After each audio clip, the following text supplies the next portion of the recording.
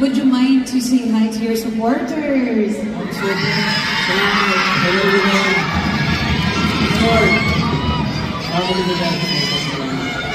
Okay? Alright. So this is your question. Please listen carefully. I will read it in English and Tagalog. And take note that they do not have a time limit.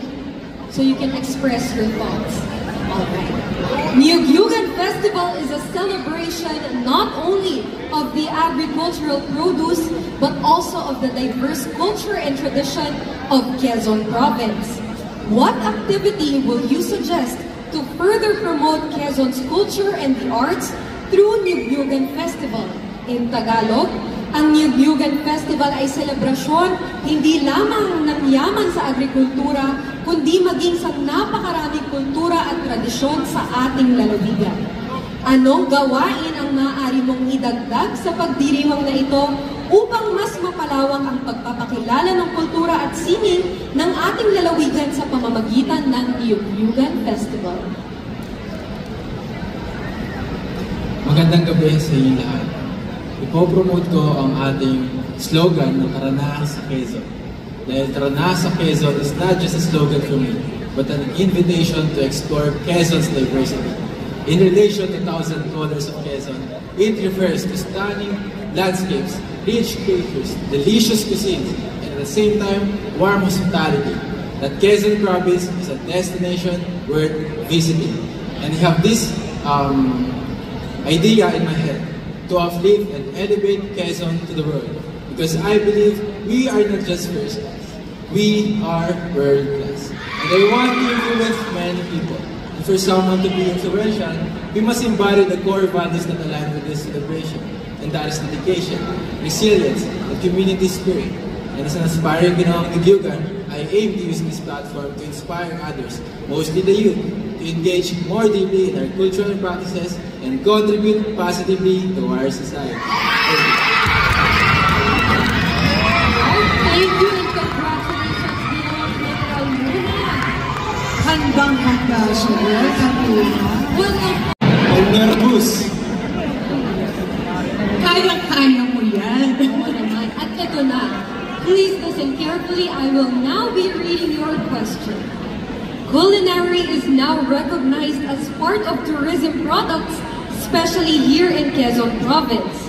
What do you think is the importance of promoting local cuisines to visitors and tourists? In Tagalog, ang kulinarya ay kinikilala na rin bilang bahagi ng turismo, lalo na sa ating lalawigan. Ano sa tingin mo ang kahalagahan ng pagpapakilala ng kalutong Pilipino sa paunahin or turista? In order to perform our civic duty, it is imperative that we understand ourselves, others, and our society. So that learning culture and arts will help us in this endeavor. And as I promote culinary, understanding culinary to the people could have a big impact. And if you know the culture of culinary in the Quezon, we can leave a positive legacy to the people. Thank you. Thank you very much and congratulations for getting through the question and answer round. Maraming salamat. Now we will... Hope you're not nervous anymore. Oo nga, nairaos na niya. During the first year in office of Governor Dr. Helen Tan, Quezon was declared as insurgency-free province. What do you think is the impact of this declaration to our economy? Sa unang taon ng panunungkulan ni Governor Dr. Helen Tan ay naideklara ang ating lalawigan bilang insurgency-free province. Sa iyong palagay, ano ang epekto nito sa ekonomiya ng ating lalawigan? It would be they feel free to say they feel safe and free to explore the beauty of our Quezon, and this is one of the best way to make a good tourist attraction. And I would like to advocate each and every one of us to be open-handed to welcome our dear guests and tourists in our town, because at the end of the day, our province will not just be a tourist destination, but a home for everyone. Thank you. Thank you very much, Ginoong. They are all ready, no? Okay, Ginoo, are you ready? This is your question. Quezon Province envisions to be the prime agritourism destination in Calabarzon by 2030. With the platform that you have now, what can be your contribution in the realization of this vision? Ang lalawigan ng Quezon ay nagnanais maging pangunahing destinasyon pang-agrikultura sa Calabarzon sa taong 2030. Ano ang maaari mong maging kabahagi upang matupad ang hangarin ito? Well, naniniwala ako na ang provision ko at ang advocacy ako ay may strong connection. Kung kaya ito ang magiging ambag ko upang mas mapalagana pa mga pinapatupad na proyekto ng ating mga namumuno. Dahil para sa akin, at may sasakupat katuparan lang natin ito kung tutulungan niyo ako, magkakaroon tayo ng pagkakaisa. Dahil para sa akin, burdens becomes lighter when we work together.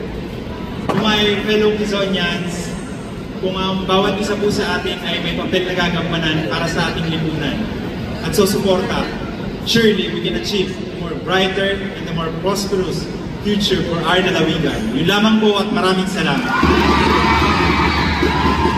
Maraming salamat, Ginoo. Abot na silang makakahinga ng maluwag, but last, and definitely not the least, may I call on Ginoong Bumaka.